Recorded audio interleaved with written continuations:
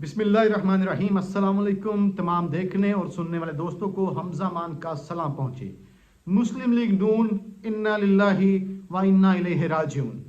प्यारे दोस्तों, खबर ये है, सबसे बड़ी खबर ये है कि तब्दीली के झक्कड़ चलते हुए दिखाई दे रहे हैं।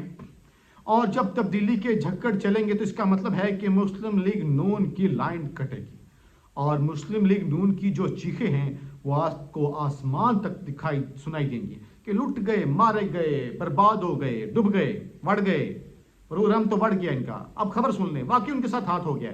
अब आप कहेंगे ये मैं क्या कह रहा हूँ। मैं आपके सामने सबसे पहले आज रखना ये चाहता हूँ कि अब अगर आप ये देखें कि जनाब अचानक से वो पाकिस्तान टेलीविजन, यानी मैं आपको एक बड़ी प्यारी खबर देता हूँ।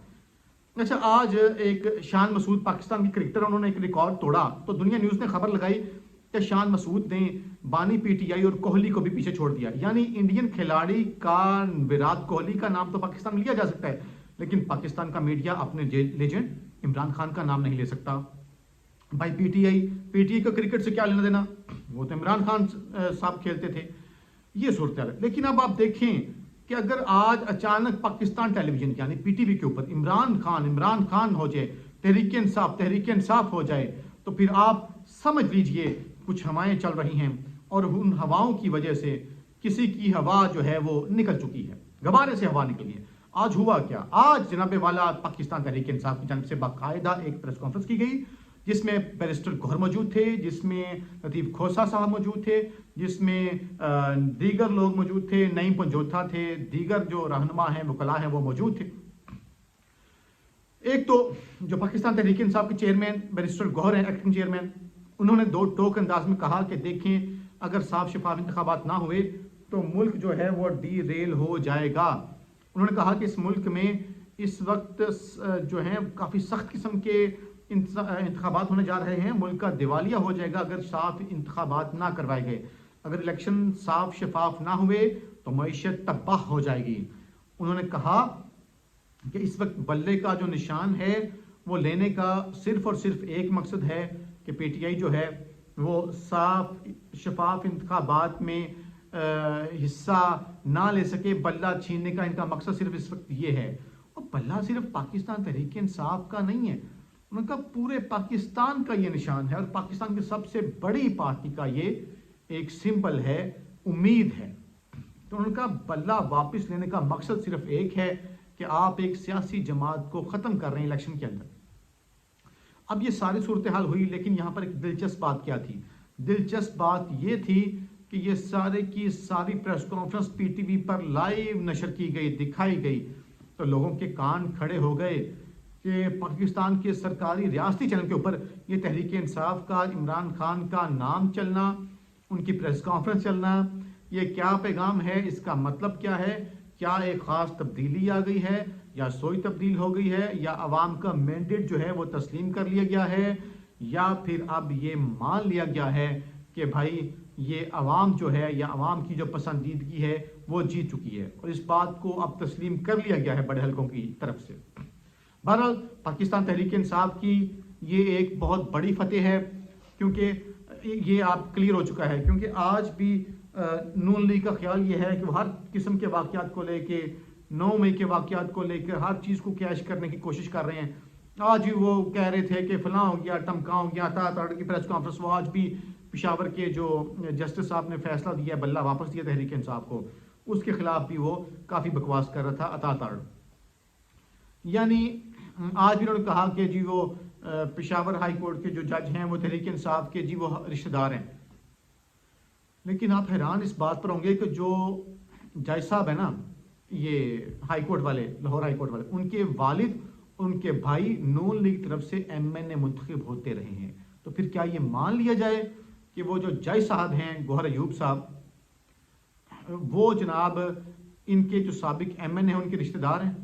तो आज पाकिस्तान तहरीक इंसाफ ने बाकायदा वीडियो चलाकर मुस्लिम लीग नून को उस हवाले से तमांचा मारा है कि किस तरह से वो माजी में सुप्रीम कोर्ट पर हमले करते रहे हैं और आज उन्होंने पाकिस्तान की एक और अदालत पर उन्होंने पेशावर हाई कोर्ट और इस्लामाबाद हाई कोर्ट पर हमला करने की कोशिश की है।